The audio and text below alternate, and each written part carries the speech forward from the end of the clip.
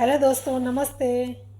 दोस्तों, एक महिला अपने पति के साथ कार में बैठ कर के रोज़ ऑफिस जाया करती थी। वहाँ पर मांगने के लिए बच्चे गाड़ी के पास झुंड बना करके आ जाया करते थे। कोई बच्चा वैसे ही मांगता था, कोई बच्चा कुछ बेच करके फूल या पेन गुब्बारे बेच करके अपना पैसे कमाया करते थे। उसकी कार के पास एक लड़का आता है, वो बहुत प्यारा सा होता है। संजना को वो बहुत अच्छा लगने लगता है।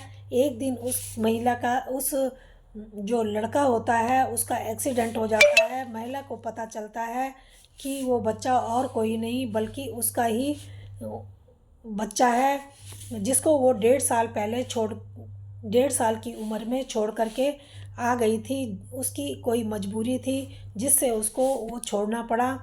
तो उसको पता चलता है वो बच्चा वही है जिसका एक्सीडेंट हो गया है। तो दोस्तों, माँ और बेटे की एक भाव विभोर कर देने वाली कहानी है। इसको ज़रूर सुनना, तो जानते हैं कि आगे क्या होता है। दोस्तों, ये कहानी है दिल्ली के एक आदमी की जिसका नाम होता है शेखर। शेखर नेहरू प्लेस में कंप्यूटर की उसकी दुकान होती है और बदरपुर के पास वो रह रहा होता है। वहाँ से दोनों पति पत्नी अपनी कार में रोज़ाना अपने नेहरू प्लेस काम के लिए आया करते थे। एक हमेशा एक उनकी जो कार होती है वो रेड लाइट पे वहाँ पे रुक जाया करती थी। और वहाँ पर जो कुछ बेचने वाले लड़के होते थे, वो बच्चे उनकी कार के पास आ जाया करते थे। उनमें से एक बच्चा होता है राजू, जो गुब्बारे बेच रहा होता है। वो बहुत प्यारा होता है, उसकी उम्र 11 साल की रही होगी। वो कहता है, आंटी गुब्बारा ले लो। वो कहती है, गुब्बारे का मैं क्या करूँगी। वो कहता है, अपने प्यारे से बच्चे को देना। वो कहती है, मेरा बच्चा तो जब तक होगा तब तक तो ये गुब्बारा फूट जाएगा। वो कहता है, नहीं आंटी, संभाल कर रखना, फूटेगा नहीं। फिर वो 2 गुब्बारे उस लड़के से लेती है और अपनी गाड़ी में रख देती है। गाड़ी रेड लाइट पूरा ख़त्म होने पर वो गाड़ी चल देती है। फिर एक दिन जब वो मिलता है तो पेन बेच रहा होता है। वो कहता है, आंटी पेन ले लो। वो कहती है, आज तुम पेन बेच रहे हो, गुब्बारे क्यों नहीं बेच रहे। वो बताता है, गुब्बारे फूट जाया करते हैं जिससे मुझे घाटा होता है, तो मैं इसलिए पेन बेचना शुरू किया है। वो उससे पेन खरीद लेती है, जबकि उसको पेन की ज़रूरत होती नहीं है, पर वो उसे खरीद लेती है। बच्चे दूसरे दिन फिर वो आती है तो उनकी गाड़ी वहाँ पर रुकती है। वो उस राजू को ढूंढने लगती है, लेकिन उसको वो दिखाई नहीं देता। वो बच्चे वहाँ पर दौड़ के आते हैं और संजना को बोलते हैं, आंटी आप किसे ढूंढ रही हो, राजू का एक्सीडेंट हो गया है। वो कहती है कि क्या कहा, एक्सीडेंट हो गया है, और उसकी आंखों में आंसू आ जाते हैं। कहाँ वो पूछती है कि संगम, तुम कहाँ रहते हो, वो लड़का कहाँ रहता है। वो बताते हैं, संगम बिहार की झुग्गियों में वो रहता है। तभी वो जो क्या होता है होती है, वो कहती है, तुम उसका घर जानते हो। वो कहते हैं, हाँ, हमारे घर के पास ही वो रहता है, हम उसके घर को जानते हैं। संजना कहती है, क्या तुम मुझे उसके घर पर ले चलोगे। वो कहते हैं, हाँ, हम ले चलेंगे। वो अपने पति शेखर को कहती है कि मुझे गाड़ी से उतार दो, मैं उस लड़के से मिलना चाहती हूँ, उसको देखना चाहती हूँ। वो गाड़ी से शेखर उतारता है और कहता है कि जल्दी आ जाना। वो 2 बच्चों को अपने साथ ऑटो में बैठाती है और उसके घर के लिए चल देती है। अब एक और जो बूढ़ी औरत होती है, वो घर के बाहर बैठी होती है। संजना को वो पहचान जाती है, संजना भी उसे पहचान जाती है। औरत को औरत उसको देख करके, बूढ़ी औरत संजना को देख करके रोने लगती है और कहती है कि मैं तेरे बेटे को नहीं बचा सकी। वो पूछती है, क्या वो मेरा ही बेटा रजत था। वो कहती है, हाँ, वो तेरा ही बेटा है। तो वो कहती है, 8 साल बाद मुझे मिला, मैं उसे पहचान ही ना पाई। मुझे उससे मिलना है। तभी वहाँ पर औरतें आती हैं, वो कहती हैं कि ये कौन है। वो पूछती है, वो जो बूढ़ी औरत होती है वो उनको बताती है कि ये राजू की माँ है, ये उसी का बच्चा है। वो कहती हैं ये औरत तो इतनी वीआईपी होकर के इसका बच्चा इस हाल में। तो दोस्तों, इसको जानने के लिए हमें थोड़ा पीछे आना पड़ेगा। ये बात थी 2005 की। संजना लखनऊ की रहने वाली थी। उसकी उम्र उस समय 18 साल की रही होगी। उसे एक लड़के से प्यार हो जाता है जिसका नाम होता है राजू।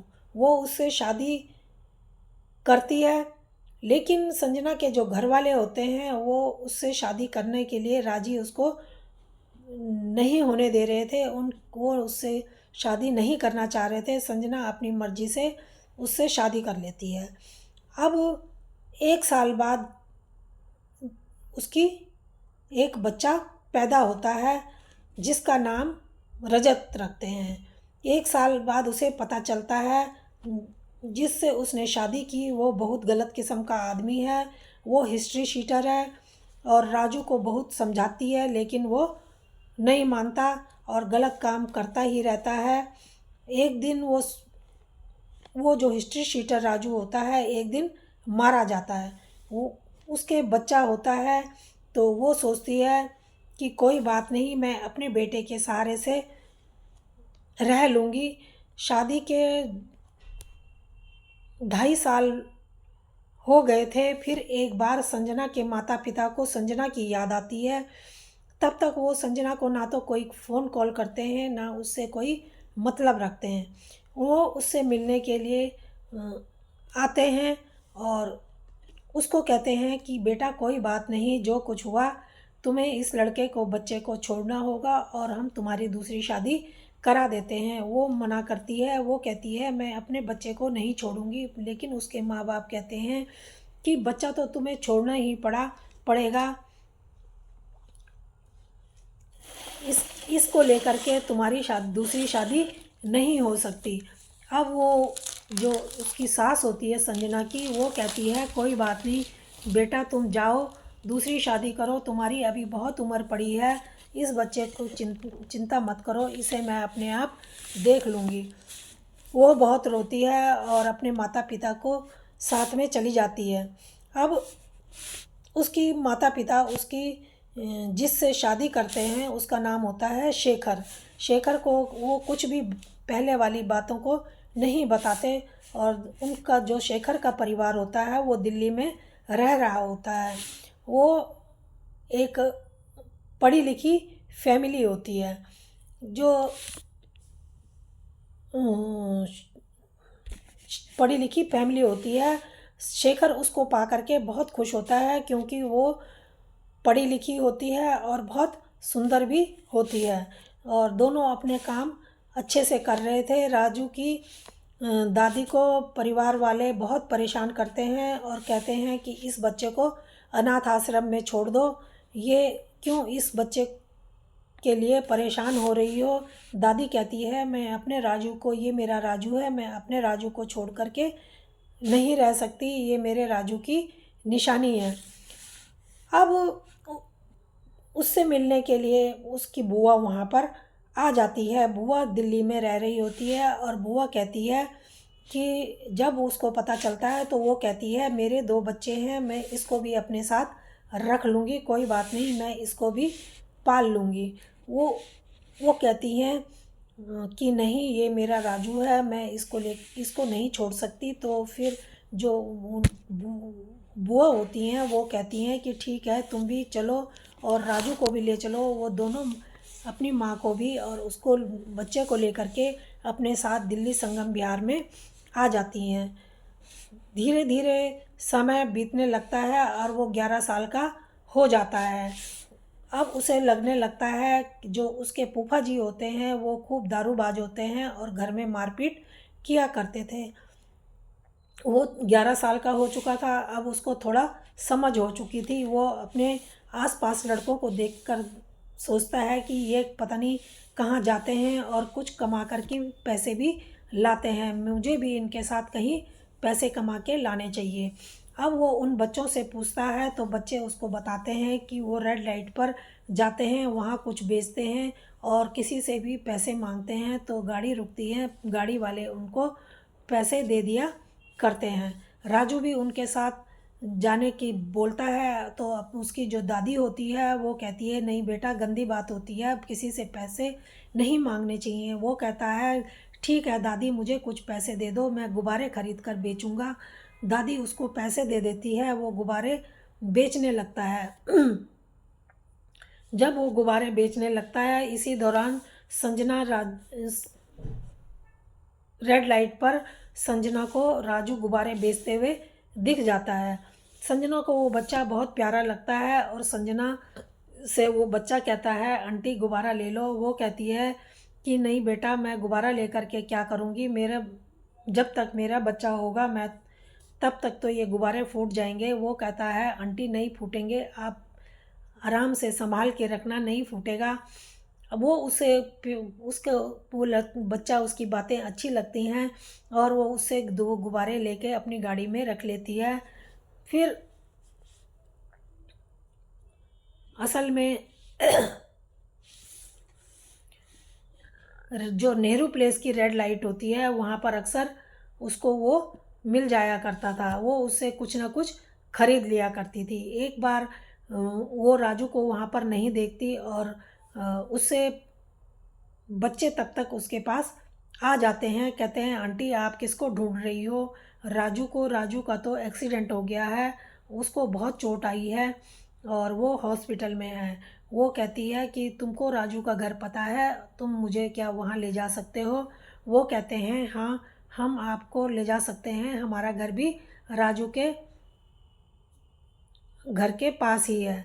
अब वो अपने आदमी को कहती है, रजत को कहती है कि मुझे उतार दो, मैं उससे मिलने के लिए उसके घर जा रही हूँ। वो वहाँ जाती है और देखती है तो वो हॉस्पिटल फिर जाती है वहाँ से औरतों के साथ में, और औरतें उसको जब वहाँ जाती है तो वो देखती है कि वहाँ पर एक औरत बैठी हुई है जो बहुत परेशान है और वो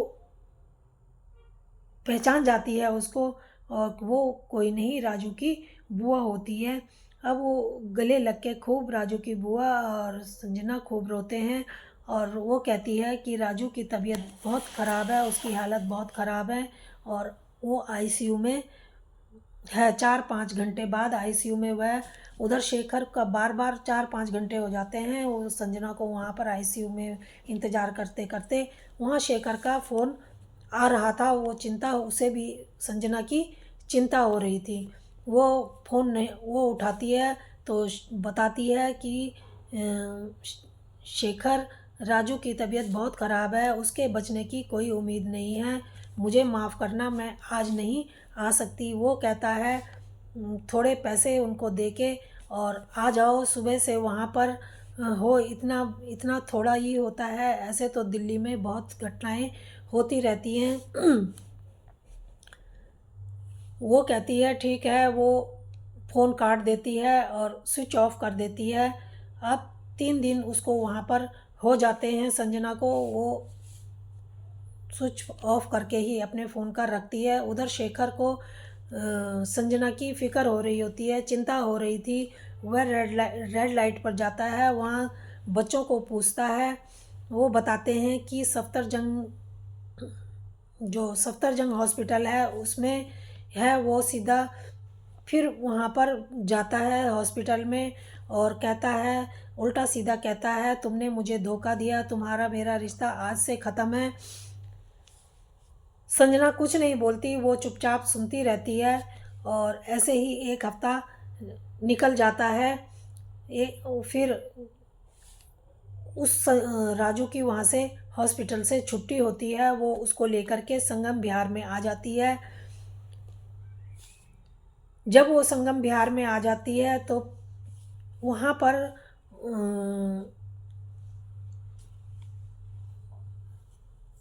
वो फ़ोन रजत को फिर उसको फ़ोन करती है शेखर को, और शेखर का फ़ोन स्विच ऑफ आ रहा था। शेखर ने उसको ब्लॉक कर दिया था, और वो शेखर अपने घर में आके सबको बात बताता है और सब उसको ब्लॉक कर देते हैं। उसके नंबर को किसी का भी फ़ोन संजना से नहीं लग रहा था, सब ने उसको ब्लॉक कर दिया था। वो अपने घर में संजना रोती है, उसके सास और बाकी भी रोने लगते हैं, सब उसे घर लेकर जाते हैं वो।